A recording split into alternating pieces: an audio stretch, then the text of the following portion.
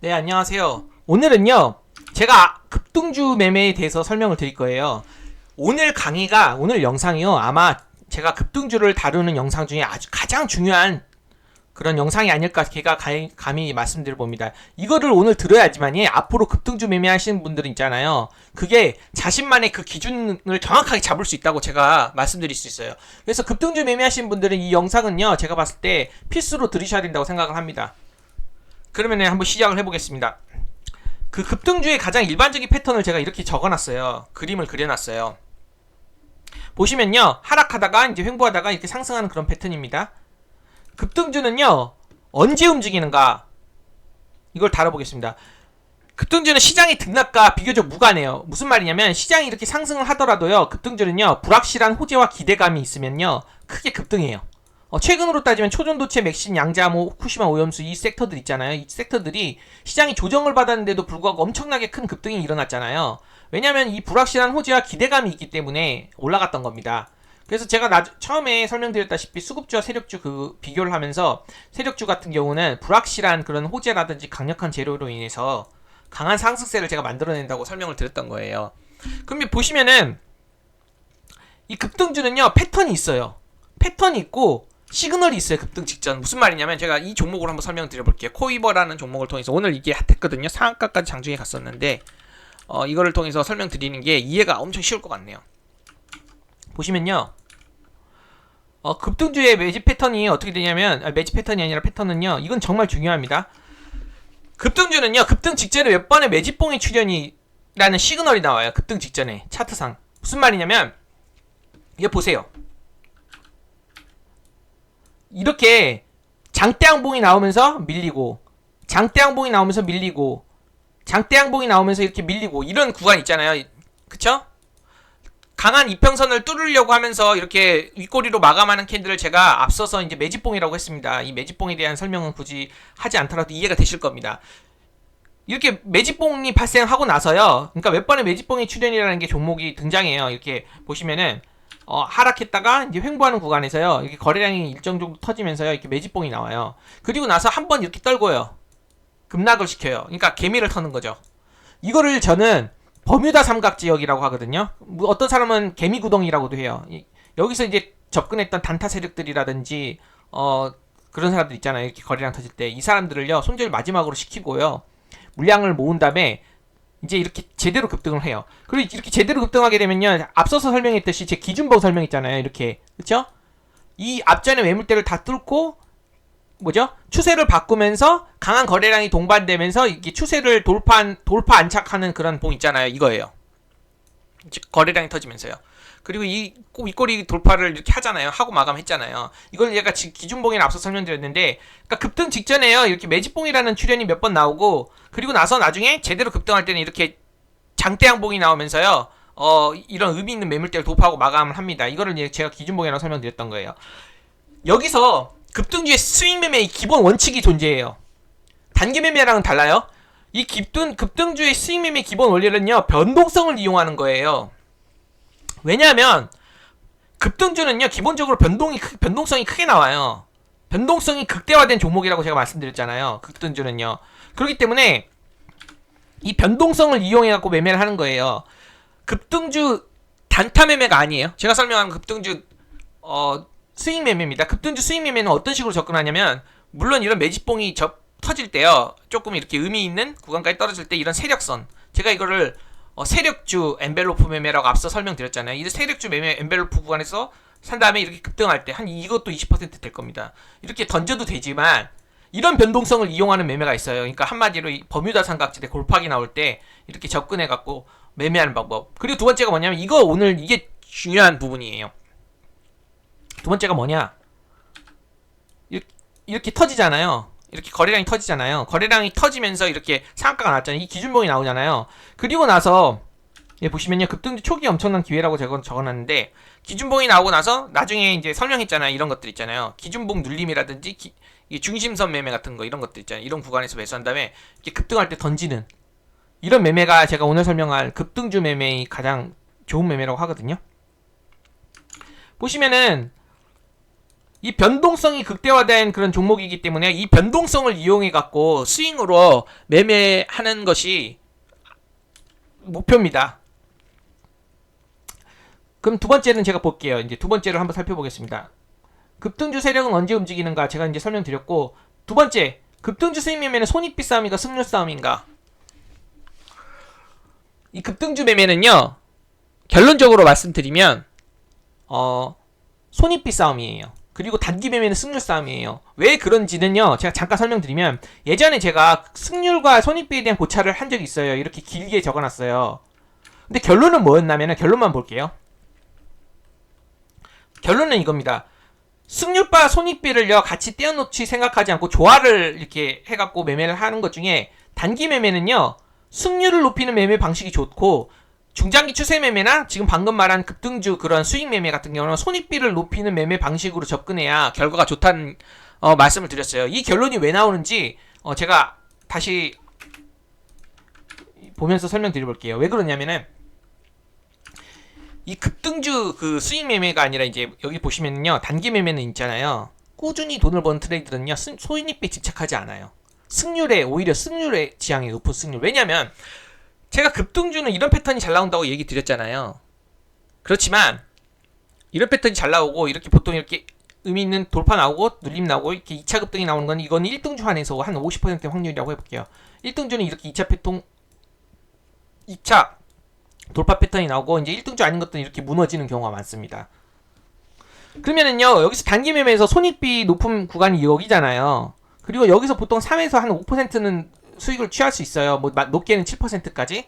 그렇지만 이거 돌파를 생각하고 나서 욕심을 부리다 보면요, 이렇게 미끄러지는 그런 뭐라고 해야 되지? 미끄러지면서 손실이 볼 수 있어요. 손절을. 그래서 보통 여기서 접근해서 짧게 노린다면요, 승률은 80%에다가 손절 가능성은 20%예요. 그리고 손익비는 같아요. 3%, 3%라고 해볼게요. 그러면 결국에는 단기 매매는 이런 매매를 해갖고 누적 수익을 쌓는 매매가 좋아요. 그러니까 권투로 비유하면 어퍼컷보다 찝찝찝 날린 방식으로 지금 매매한다는 거죠. 요거만 노린다면요. 그렇지만 수익 매매는요, 이렇게 짧게 노리는 것보다요, 이런 식으로 잘 샀다면요, 이렇게 좀 크게 노리는 매매 방식이 좋다는 뜻이에요. 왜 그런지 잠깐 설명드리면, 장중에 대장주를 포착하는 건 쉽지 않아요. 보통 일반 사람들이 장중에 대장주를 포착해갖고 이런 걸 먹는 거 쉽지가 않아요. 이해되시죠? 그렇지만 이등주라든지 뭐 잘못된 재료도 없는 종목 매매했다가요, 이렇게 눌린 매매했다가 이렇게 꼬꾸라지는 경우가 많아요. 그렇기 때문에 일반 투자자들은요 승률 싸움을 해야 돼요. 이렇게 이것만 좀 안전하게 먹어야 된단 말이에요. 대장주 포착해갖고 이렇게 크게 먹는 것보다. 그렇지만 어때요? 장 끝나고 종가 베팅이 아니라 장 끝나고 나서 대장주를 선정하는 건 쉬워요. 예를 들면 최근에 초전도체만 해도 장 끝나고 나서 신성 델타테크라는 게 대장주라는 거 알게 되잖아요. 그리고 코이버도 이게 뭐 예를 들면 장 끝나고 나서 이렇게 상한가 갔다고 쳐요. 그리고 이게 1등이라고요? 그럼 이게 1등주라는 게 알잖아요. 그러니까 1등주를 장 끝나고 포착하는 건 쉽기 때문에 그 다음에 타점 잡아갖고 1등주 타점 잡아갖고 크게 노리는 건 괜찮다는 뜻이에요. 근데 장중에 이렇게 분봉상 이렇게 나오는 거는 이게 매매하기가 어렵단 말이에요. 가령 뭐 어쨌든 그래요. 예를 들면 오늘 매매로 따져볼게요. 오늘 매매로 따져보면은, 오늘 애니능률이라는 종목이 있었어요. 제가 잠깐 매매를 했는데 지금 상한가 갔다가 풀렸는데, 여기 보시면요, 이 장중에요, 저는 N자형 2차 파동을 노렸던 거죠.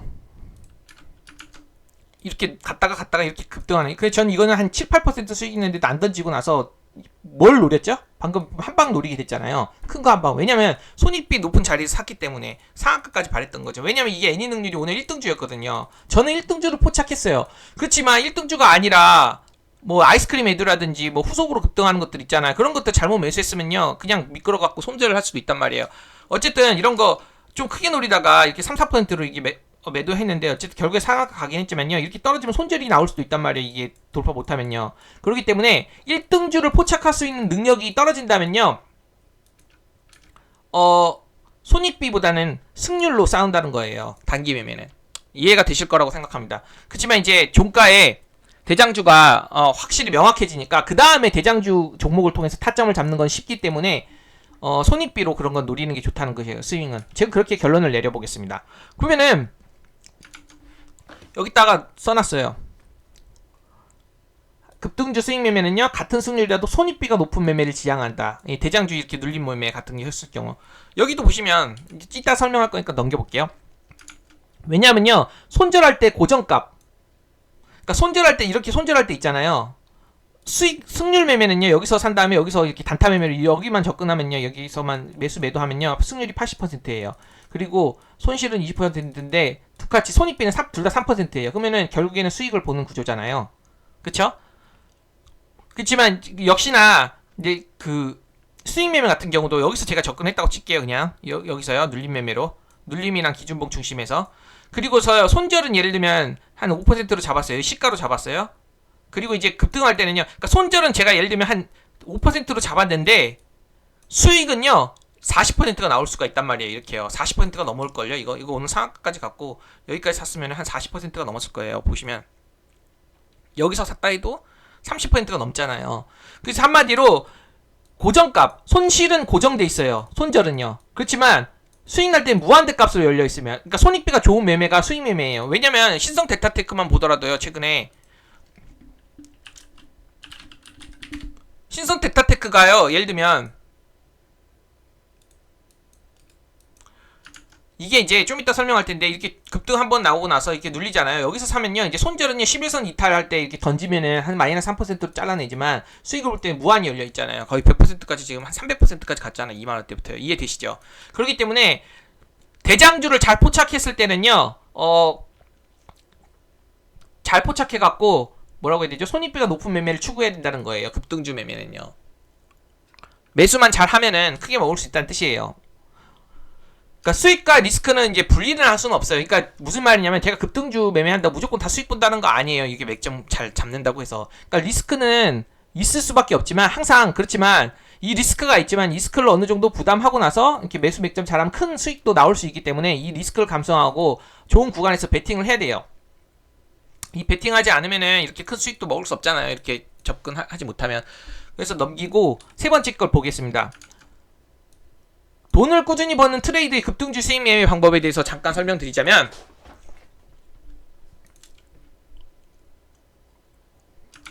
돈을 잇는 트레이드 있잖아요. 돈을 잇는 트레이더는요, 아까 앞에 코이버로 설명드리자면, 이 돈을 잇는 트레이더들은 변곡점과 정확한 가격을 예측하려고 해요. 예를 들면 제가 이거 여기서 떨어졌다 칠게요. 근데 어떤 이제 조금 약간 좀 하시는 분이 이렇게 생각을 한 거예요. 아, 나는 7,000원에서 이 라운드 픽이잖아요. 어떻게 보면요, 7,000원에서 이게 반등이 올 것 같다, 크게 올 것 같다. 그렇기 때문에 이 7,000원까지 떨어지면은 나 몰빵 할 거다, 이런 식으로 접근을 했다고 칠게요. 정확한 가격에서. 그래서 막 7,010원에 걸었다 칠게요. 그런데 보세요, 얼마나 더 떨어져? 한 5, 6% 더 떨어졌어요. 그럼 손절 나온단 말이에요. 정확한 가격을 예측하면은 손절을 나올 수도 있다는 뜻이에요. 그렇지만 그리고 또 몰빵이에요. 이런 돈을 있는 트레이더는 몰빵을 하는 사람들이 많아요. 그렇지만 돈을 버는 트레이더는 있잖아요. 꾸준한 돈을 버는 트레이더는 변곡점이 가능성이 높은 가격 구간을 예측하잖아요. 예를 들면 이거죠. 여기 보시면 기준봉이지요? 제가 앞에서 기준봉 설명드렸잖아요. 그리고 나서 보시면은 기준봉, 그쵸? 가운데 가격이고, 또 이게 뭐예요? 1박 3박 4일 패턴이잖아요. 상한가 갔나 다음날 4일차 미수 물량이 나오기 때문에, 여태 이제 미수 물량이 나오기 때문에요.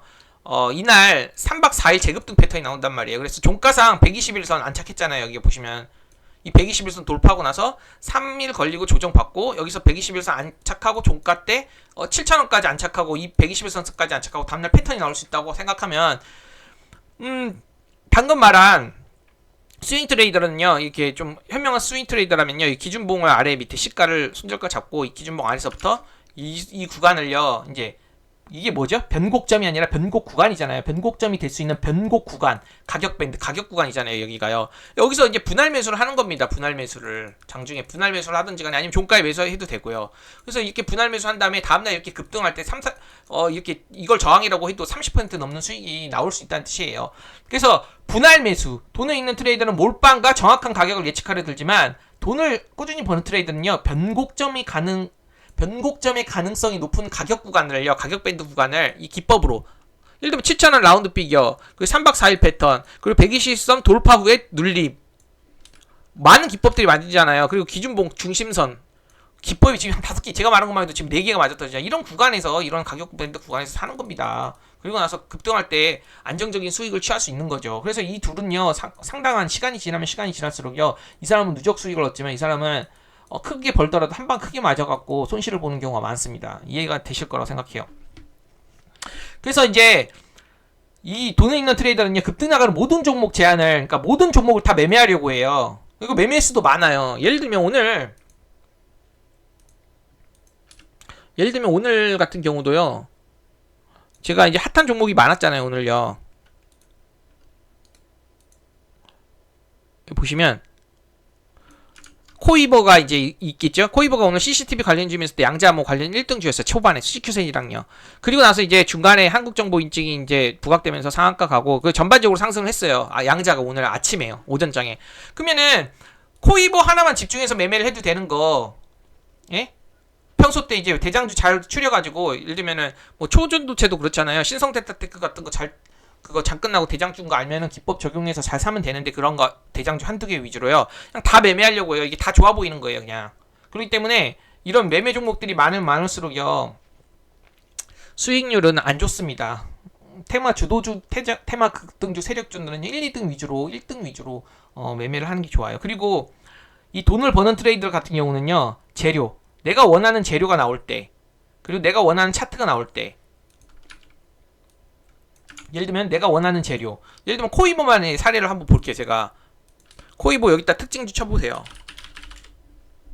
그러면 특징주 여기 최근에 뭐예요? 초전도체가 강했죠. 그 다음 맥신, 그 다음에 양자암호로 갔잖아요.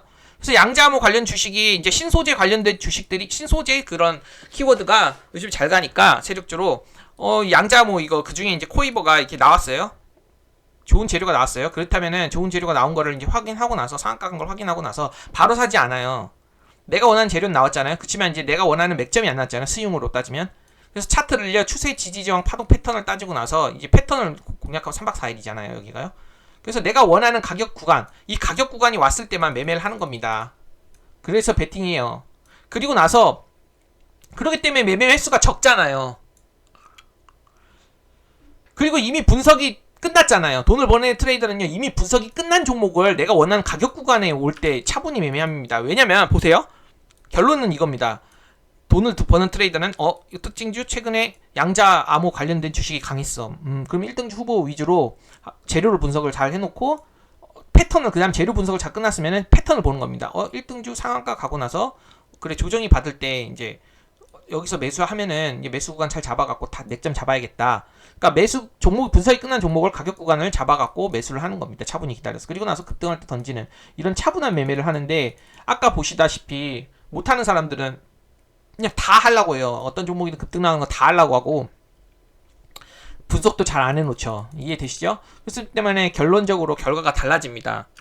그래서 제가 여기서 하고 싶은 말이 뭐냐면요. 급등주 수익 매매에서 필요한 기본 원칙은요. 내가 원하는 타이밍이 나올 때까지 인내하는 게임이에요. 여기서 내가 원하는 타이밍이 나올 때까지 인내하는 거고, 그리고 원하는 조건에 타점이 나오면요. 그때 매수하는 거고, 타점이 안 나오면 매매하지 않는 거예요. 그렇기 때문에 인내심이 되게 중요하다고 볼 수 있습니다. 인내심이.